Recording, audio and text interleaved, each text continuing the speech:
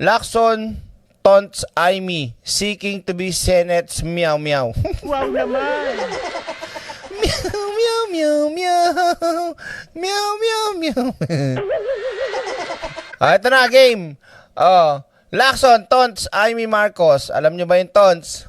Yun sa kantang those of you keep taunting me on my own. Wow naman!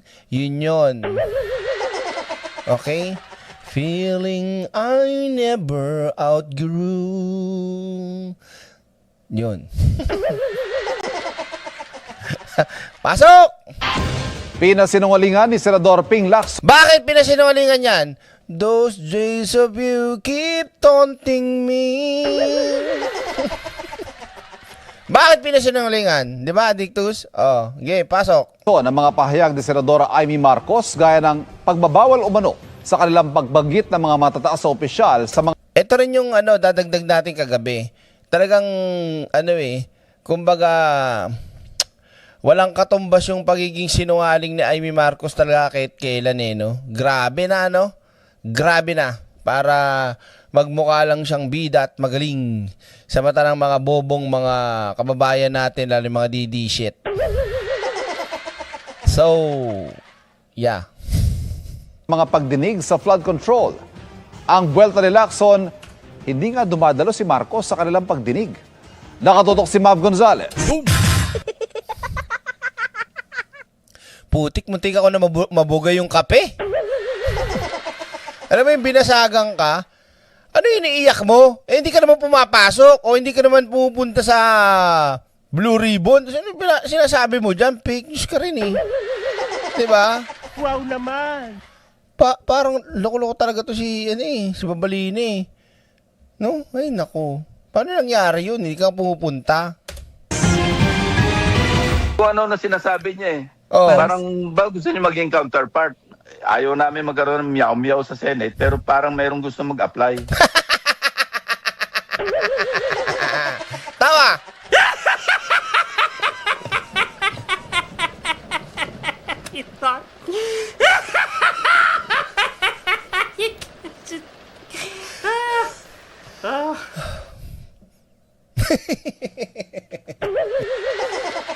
Aray ko! Bakit? Parang gusto magkaroon ng meow-meow sa Senate. Parang gusto niya mag-apply. Basag! Boom! Basag si Aime. Yung manang ninyo, basag yak. Wow naman! Tuloy tayo. Bumuwelta si Senate President Pro Tempore Ping Lacson sa pahayag ni Senadora Amy Marcos na pinagbabawalan umano silang banggitin ang matataas na opisyal sa mga pagdinig ng Senate. Wait lang, ang pangit. Pangit.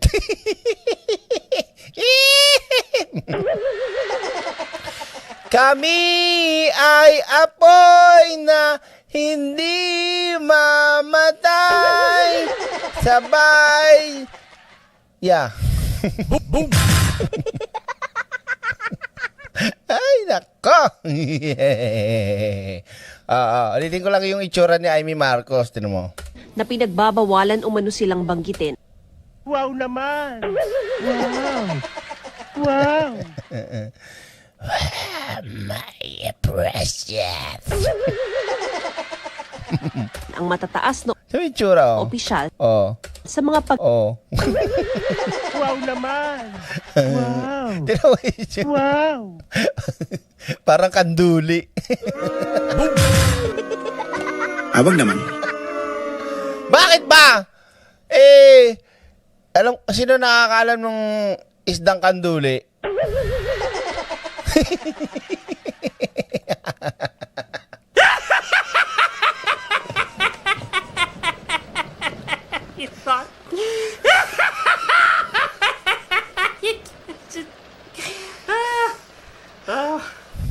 Di ba? Ito parang kanduli. Lagyan mo na lang ganun yun, mahaba. 4 na lang ganun. Di ba? Bisugo. Grabe. Huwag yun. Kanduli lang. pagdinig Ay, Ay, hindi umabot. May gusto akong part eh. Wait lang Marcos na pinagbabawalan umano silang banggitin Yan. Wait lang, hindi umabot eh. Anong butete?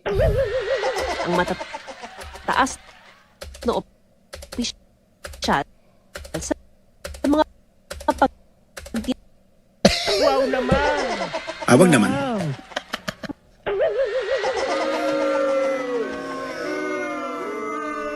Wait lang. May nagtatanong, ano ba itsura direct ng kanduli? Wait lang Google tayo, pakita sa inyo. Kanduli. Fish. Hanap tayo ng magandang larawan. Yung dapat yung nakaharap. Wala ba yung nakaharap dito? Lahat ng larawan. Yan. Ito. Ito yun. Wow naman! Wow! Wow! Yan Yan. Wow naman! Yan yung tinatawag na kanduli. Hindi ako kumakain yan, pero nanay ko, paborito yan. Paborito na nanay ko yan, lalo na paglalagyan ng, tawag dito, luyan dilaw. Tapos, lalagyan ng biskotso. Nakaw, patay. Hindi ako kumakain nito, mga kaiksa, na super lansa nito eh. Tapos, pero masarap daw. Yung nanay ko, addict dyan sa kanduli eh. Yan yun, parang hito yan. Tapos pag natibo ka yan, lalagnating ka mga 3 araw. Yan, pakita natin. Yan ang tinatawag na kanduli. Nakatim ka na ba nito? Hindi pa. Ay, oo, konti. Tapos ayaw ko na. Yan, napakalansa niya mga kaiksena. Sino nakaka-relate niyan? Hito yan sa dagat. Hindi, ang tawag dito, kanduli talaga sa amin. Balik na tayo kay, Wow naman! ito na, game, seryoso na. tinig ng Senate Blue Ribbon Committee na pinamumunuan ni Lacson. Sabi ni Marcos, pinuputol daw ang oras nila kapag mababanggit sina dating House Speaker Martin Romualdez at mas matataas na opisyal sa ehekutibo. Unfair sa amin yun. Napaka-irresponsible, baseless at saka untruthful na sinungalingan. Never ko siyang kinausap para sabihin sa kanya, huwag kang magbanggit kay Speaker Romualdez. Di ba mga kaiksena, parang oo, sa tabang yun, freshwater, tabang. Tawag dito, di ba? Kumbaga ikaw na siya yung Blue Ribbon chairman eh. Di ba? Magre-react ka talaga eh. Anong pinipigilan? Paano pinipigilan? Di ka kinakausap. Bukod doon, sa kinakausap, di ka naman dumadalo sa pagdinig. Parang sir, ulo talaga eh. Pakasinungaling ni Amy Marcos, no? Manang-mana yung si Buday Sara din eh. Isa pa, malala. Ba't sila ganun Lahat silang magkakadikit. Lahat sila sinungaling. Huwag kang magbanggit ng maski kaninong tao. Oo. Unang-una, hindi nga siya nag-a-attend eh. Aray ko. Boom! Pahiya na naman si Baba. Unang-una, di ka na ma-attend. Sasabi mo dyan, lasing ka ba? Anong sasabihin niya na pinagbabawalan sila? Kung may mga ebidensya raw na gustong ilabas ang senadora, tiniyak ni Lacson na bibigyan daw siya ng oras. Pero kailangan muna niyang dumalo sa pagdinig. Hininga namin ng tugon dito ang senadora, pero... Ano sagot? Malamang sa malamang, gagawa muna yan ng palusot, ng alibay, gagawa muna yan ng dahilan para, kasi wala, sa pool talaga siya ron eh, sinungaling eh. Saka na raw niya ito sasagutin. Saka na sasagutin. Di Sara Duterte style, syukran. Hanggang sa makalimutan na. Pero yung sinabi ni Amy Marcos at yung ginawa niyang video ng tungkol sa pork, yun yung sinasabi ni Ping Lacson dito eh. Anong pinagsasabi mo? Pati yung mga aik, tupad, ganyan-ganyan. Literal na isa rin naman tong hindot na to nakikinabang dun. Tuloy mo, Ping Lacson. Pumalag din si Lacson sa alegasyon ng senadora na may anyay giniling na pork pa rin sa 2026 national budget. From allocables to wishlist. Yan gawa-gawa pa siya ng video niya tungkol sa pork na yan eh. Kapal na mukha, wala naman moral ascendancy ang hinayupak. Member siya ng BICAM. Ba't hindi nilabas doon? Yun ang punto. 'Di ba? Sa video niya. Ngayon sa video niya, doon siya nag-iiyak. Pero nung sa bycam, hindi naman siya nagre-react. Wala siya sinasabi, oy, ano to? Ba't may ganito, Wala. Oh. Boom! Sila huling umawak nun. Tapos, napirmahan. Biglang magagawa ng video. Kesyo merong kung ano-ano daw ganito. Kulang, giniling. Bangag pala yun eh. Wow naman. Di ba? Bakit ngayon yan nilalabas nung napirmahan na yung budget? Oh. Yung baka nire-refer niya, yung mga AIX, AKAP, TUPAD, MAIFIP. Siya nga, noong last year, lagi siyang present sa distribution eh. Pag wala, Di ba? Parang Malabongo, Robin Padilla. Joel Villanueva, di ba? Oh, nako, ganun talaga direct kapag Bababela, Dal, best friend ni Chucky Dal, kaya ganyan ang ugali. Wala nang respeto sa simbahan. Oh. wala ka moral ascendancy, huwag ka na magsalita. Tama. Huwag kang pumuna. Kasi babalik sa'yo yun. Oh. Iyak ka ngayon. Ang ganitong aniyay pag-epal ng mga politiko sa pamimigay ng ayuda ang Matagal na natin nakakapag-content na tayo dyan sa mga epal na mga politiko. Ginagamit yung mga tupad. Rapidulpo. Yuhu! Bongo, Robin, Joel, diba? Nancy, sino pa ba? Cayetano. Halos lahat naman sila eh. Lahat kayo dyan, ginagamit nyo yung tupad eh. Ginagamit nyo yung pera ng gobyerno, tas mga mukha nyo nakalagay. Boom! Kapal na mukha nyo eh, no? Oh. ang dahilan ng inilagay nilang special provision Mas sabit pa siya kay Martin kasi siya nasa bycam. sa budget na tahasang nagbabawal nito. Hindi rin alam ni Lacson ang sinasabi ng senadora na baka magamit ang pondo para itulak ang impeachment ni Vice President Sara Duterte. Diba? Yun yung napakamalaking katarantaduhan na ini-implicate ni Amy Marcos dun sa video niya nung pinakita ko sa inyo kagabi. Na kesyo daw, yung pera daw, yung budget daw, dun daw kinukuha hinati-hati para mapagulong daw yung impeachment. Hindi siya maglapag ng ebidensya. Puro siya bunganga. Sa bagay, direct, malaki talaga yung bunganga ni Amy Marcos. Wow naman. Diba? Isko, alam nyo mga ka-eksena, loko-loko na lang ang maniniwala kay Amy Marcos. Sa totoo lang, loko-loko. Lantara na yung sinasabi niyang kasinungalingan, maniniwala ka dyan? Diba? Wow naman. Nak ng tutsa namang kabot ito. Hindi ko masasagot yun kasi hindi nangyayari sa Senate yun eh. Oh. Sa Congress, narinig natin yan, yung unang impeachment, di ba? Oh. Meron talagang mga naipamudmud noon. Oh. Yun ang report na nagaling din sa House. Kasi yan din ang sinabi ni Congressman Toby Tiangco, saka sina Congressman Erice. Kung meron silang pamamaraan na ganun doon, sino naman kami para pumunta sa House at questionin sila? Napaka-unparliamentary naman noon. Para sa GMA Integrated News, Mav Gonzalez, nakatutok, 24 oras. Diba? Oh. Kaloka. Wow, parang ka-easy speech. 2.0 itong si Babaliw. Diyan sa sinabing impeachment, dapat wag na daw bigyan ng airtime. Ay, nako. Sinabi po ni Senate President Pro Tempore Ping Lacson na mayroon ring anyang allocable si Senator Amy Marcos. Ano? Boom! Oy, Amy. Ha? Namo ano to? Yan yung lagi kong pinapaalala sa inyo na wag nyo sasakyan yung mga ganyan tingnan yung ginagawa ni Amy. 'Di ba? Ginagawa ng ibang mga senador at kongresista na sila yung nagsisiwalat kuno. May mayor pa nga eh. Wow naman. Wow. Yun yung mga nagsisiwalat kuno na meron daw alam, na meron ganito, dami sinasabi, ganyan, mga kurap ganyan.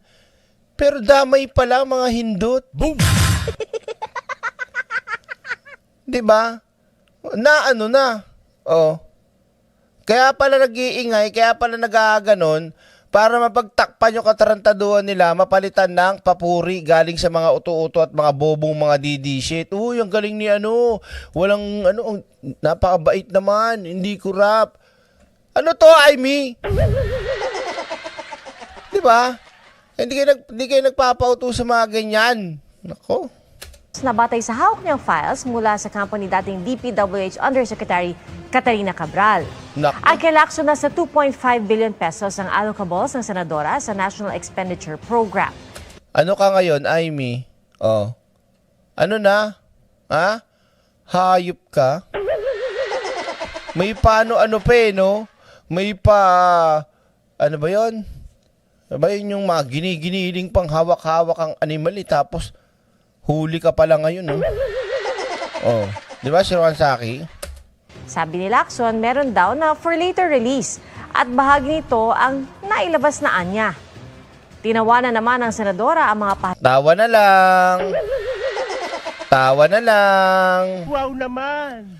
Tawa na lang. Tawa na lang. Dadaanin na lang sa ganyan. Oh. pahayag ni Lacson. Ang sabi niya, wish list daw yon na ibinigay sa DPWH Central Office. For late... So, kino-confirm niya. 'Di ba? So, huli ka na dito, Amy Marcos. Baka nga yung mga nakakaraan pang administrasyon no senador kay, ang laki na nadali mo eh. Isipin nyo mga kaiksena, take the note. Take the note. Take down note. Ganon din yun. Take the note. Okay? Diba? So, medyo nakakatawa siya. Di niya alam na lahat yan ay wish list na binigay sa DPWH. Diba? Maaring pinalabas, wish list. Pero, sa terminology o sa kaisipan na mga kagaya niyang senador, yun na yung ano nila, para sa allocable, kickback, yung mga ganyan, mga lulukohin pa yung taong bayan eh. Bakit kayo magkakaroon ng wishlist? Sige nga. So dahil sinabi mong wishlist yun, confirm, meron nangyayari na ganon. Diba? So, dadaanin niya pa sa tawa-tawa na lang, huli ka na, Amy. release anya talaga ang mga nasa oposisyon pero wala anya ni isang naibigay sa kanya at sa ibang senador na nasa oposisyon. Wala rin daw siyang alam sa allocables ng administrasyon. Nox. Biglang walang alam eh, no? Wow naman. Wow. Doon pa lang, huling-huli na si Baba eh. Sus ko naman. Sabi ni Marcos, tila masyado raw gigil sa kanya si Senator Lacson. Sino kaya ang nabaligtad pa, no? Gusto niya pang palabasin ang gigil si Ping Lacson. Etong siya yung gumagawa ng drama, ng kasinungalingan. Natural, yung isa, na may make news dahil sinungaling ka at si Ping Lacson ang tinatamaan, natural, magsasalita yun. Ikaw, di ba? Ano sabi mo dun sa comment mo, saka ka na magsasalita? Ayos din eh, no? Oh. Kayo mga kaiksena, naniniwala kayo sa sinabi ni Amy Marcos? Na hindi daw totoo yun? Alam nyo mga kaiksena, hindi ko man binoto si Ping Lacson noon, pero alam ko naman na ang style ni Ping Lacson, di ba? Si Ping Lacson, pag nagsasalita at may sinisiwalat, meron dokumento, merong ebidensya, meron siyang basihan at merong pinagkunan. Tama, mali? Parang wala pa akong narinig na binitawan ni Ping Lacson na sablay. Sabihin natin merong sobrang laking expose, merong okay lang, merong maliliit, pero sa lahat ng yon, lagi siyang merong alin. 'Di ba? Pinagbabasihan, ebidensya, o tawag dito, intelligence patungkol dyan. 'Di ba? Si Amy Marcos, naniniwala kayo? Shoutout bro tags. Mukhang nag-gain ka ng weight ah. Oo. Shoutout ah. Hindi ko nakita kagad yung comment mo. Kayo, comment nyo lang mga kaiksena. Sa tingin nyo, sino ang nagsasabi ng totoo? Ping Lacson o si Amy Marcos? Dali.